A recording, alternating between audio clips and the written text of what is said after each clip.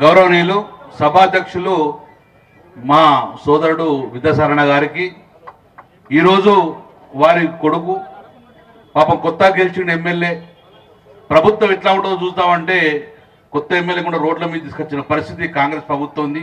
మీకోసం రైతుల కోసం ఈరోజు పాదయాత్ర చేసిన వారికి సంఘీభంగా మేము అందరం వచ్చిన కాబట్టి వారికి శుభాశీస్సులు తెలియజేసుకుంటూ సోదరుడు సంజయ్ కుమార్ గారికి అన్న ఈరోజు మేమందరం కూడా గాడ్ ఫాదర్గా ఒక బుల్లెట్గా ఒక ఆయుధంగా వాడుకునే మా అన్న హరీష్ అన్న ఈరోజు వచ్చిందంటే ఇది నా జిల్లా, నాది కూడా నా ఊరు కూడా ఇదే జగిత్యాల జిల్లా కాబట్టి మా జిల్లాకు వచ్చినందుకు అన్నకు స్వాగతం ఉత్సాహం తెలియజేస్తూ అన్న కొప్పునిశ్వర గారికి వేదించిన పెద్దలందరికీ సమయం లేదు కాబట్టి ఎక్కువ సమయం కూడా తీసుకోము, ఎందుకంటే అన్న మాట్లాడాలి.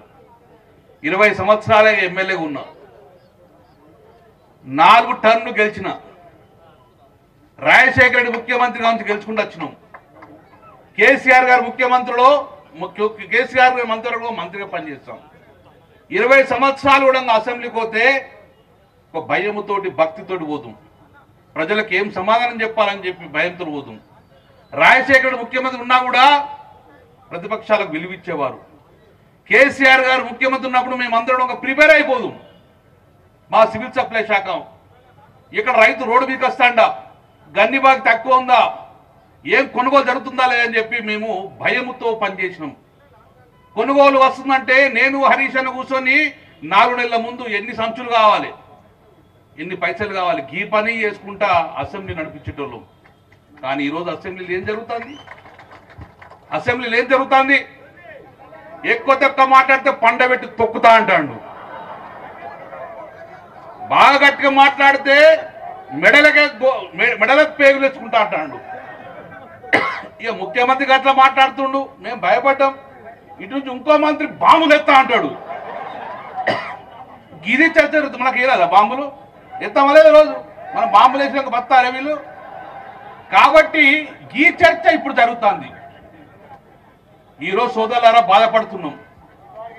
రైతు కొనుగోలు కేంద్రాలకు పోతే నేను అడిగిన, సోదరుడా 5 సంవత్సరాలు మంత్రిగా ఉన్నా కదా, కేసీఆర్ పరిపాలన ఏమైందంటే సార్ 95 లక్షల మెట్రిక్ టన్ ధాన్యం కొన్నామన్నాం. కరోనా జరుగుతుంది, కరోనా అవుతుంటే మీరందరు ఇండ్లాలు ఉంటే మేము రోడ్ల మీద ఉన్నాం, మంత్రులందరూ రోడ్ల మీద ఉన్నాం. 95 లక్షల మెట్రిక్ టన్ ధాన్యం కొన్నాం రికార్డుగా. ఈరోజు కొనుగోలు కేంద్రాలకు పోయినాం మేము. నేను సివిల్ సప్లై మంత్రిగా చేసిన కాబట్టి పోయినా, అన్నా రైతన్నా నీ పంట సంగతి ఏందన్నా అన్న ఆరబెట్టుకున్నా, కానీ కొనుగోలు కేంద్రానికి ఇయ్యనన్నా అన్నాడు. ఎందుకు ఇవ్వన్నాడు? అన్న ఈ బియ్యం ఈ వడ్లిత పైసలు అత్యో రావు కాబట్టి నేను ఇచ్చే పరిస్థితి లేదు అనే పరిస్థితి ఈరోజు కాంగ్రెస్ ప్రభుత్వం నమ్మకం ఉంది. కుటుంబానికి, రైతు కుటుంబంకు కాంగ్రెస్ ప్రభుత్వం నమ్మకం ఉంది. బోనస్ ఇచ్చుడు కాదు, ఎంఎస్పీ ధర ఇచ్చే పరిస్థితి లేదు ఈరోజు. అందుకే సోదరులారా ఒక్కసారి ఆలోచించుకోండి. ఈరోజు హరీష్ అన్న లాంటి నాయకుడు మనకు కావాలి. ఈరోజు సంవత్సరం లోపలనే మేము రోడ్డు మీదకి రావద్దనుకున్నాం, కానీ రోడ్డు మీదకి తీసుకొచ్చే పరిస్థితి కూడా ఈరోజు ఈ కాంగ్రెస్ ప్రభుత్వం చేసేది.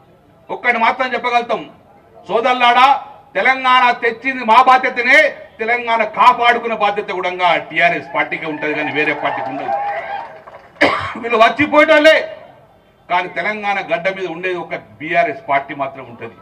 అందుకే ఈరోజు సోదరులారా చెప్తున్నాం, ఈ నాయకులు ఏ మంత్రి ఏం మాట్లాడుతుండో తెలియదు, ఏ మంత్రి ఏం సైకిల్ అసెంబ్లీలో చేస్తుండో తెలియదు. ఎక్కడ మంత్రి అక్కడ దుకాణాలు ఓపెన్ చేసిండ్రు, కంట్రోల్ లేదు. పెద్ద దుకాణం చిన్న దుకాణం నడుస్తాను తప్ప కానీ ఎక్కడ ప్రభుత్వం నడిచే పరిస్థితి లేదు, ప్రభుత్వం నడిచే పరిస్థితి లేదు. మేమందరము భయంతో పనిచేస్తే ఈ మంత్రులు బరితెగించి పనిచేస్తున్నారు, ఈరోజు బరితెగించి పనిచేస్తున్నారు ఈరోజు. అందుకే వీరికి సంవత్సరం సమయం ఇచ్చినాం, సంవత్సరం సమయం ఇచ్చినాం. రేవంత్ రెడ్డి గారు ఈరోజు సంవత్సర కాలంలో మీ మీద తిరుగుబాటు ఒక్కసారి రైతుల ముందు తెచ్చుకోండి. ఈ రైతుల తిరుగుబాటు చూడండి, ఇప్పటికైనా కళ్ళు తెరవండి. హైదరాబాద్ నగరాన్ని విడిచి రండి పాదయాత్ర, కొనుగోలు కేంద్రాలకు మంత్రులు రండి. నిజంగానే రైతుని నేవలేకపోతే నీ పరిపాలన శభాష్ అనిపించుకో, కానీ మంత్రులు హైదరాబాద్ కూర్చుని కాదు. ఈరోజు ప్రజల మధ్య కలిసి కళ్ళాల పండు తిరగండి, రైతుల కుటుంబాలకు కలవండి. ఈరోజు అదే ప్రభుత్వం. కాబట్టి సోదరులారా మేమందరం కూడా రైతు బిడ్డమే, మీకు అండగా ఉండేది మేమే. కాబట్టి సరే మార్పు జరుగుతాయి అనుకున్నాం, కానీ తొండలేసే ప్రభుత్వం మారుతుందని చెప్పి మా ఇప్పుడు అనుకోలే. కానీ ఏం తొండలేతుడు అసెంబ్లీలో కూర్చో భయం అవుతుంది. వాడు తొండ అంటాడు, వాడు బాంబు అంటాడు, వాడు ఏమవుతాడో తెలియదు. మొత్తానికి అయితే అసెంబ్లీ ఉంటే ఈ పరిస్థితి. ఇది కాదురా బాబు, రైతుల కన్నీళ్ళు పెట్టే కూడా చూసుకో, రైతు ముఖంలో సంతోషం చూసే ప్రయత్నం తీసుకురమ్మని చెప్పుకుంటూ, ఎప్పటికీ బీఆర్ఎస్ పార్టీ మీకు తెలంగాణ తీసుకొచ్చింది మేమే, ఈరోజు మీరు కాపాడేది కూడా ఇంకొక బీఆర్ఎస్ పార్టీ అని చెప్పుకుంటూ సమన్వయం చేసుకుంటూ, మా హరీష్ అన్న నాయకత్వంలో కృష్ణా అర్జులుగా పనిచేస్తారు. ఒకడంటాడు మీ అందరిని కూడా కమ్మెత్తాడట, బొంద పెడతాడట. కృష్ణార్జును బొంద పెట్టిన చరిత్ర ఎక్కడ ఉన్నది బిడ్డ? ఎక్కడన్నా కృష్ణార్జును బొందలు పెట్టిండు మిమ్మల్ని. కాబట్టి దయచేసి సోదరులారా, మేమందరం కాపాడుకున్నాం. కాబట్టి ఈరోజు డెఫినెట్గా రేపు రాబోయే కాలంలో ప్రజల పక్షాన మేము ఉంటాం, దేనికైనా సిద్ధంగా పోరాడతాం. కాబట్టి మీ అందరికీ కూడా శుభాకాంక్షలు. జై తెలంగాణ.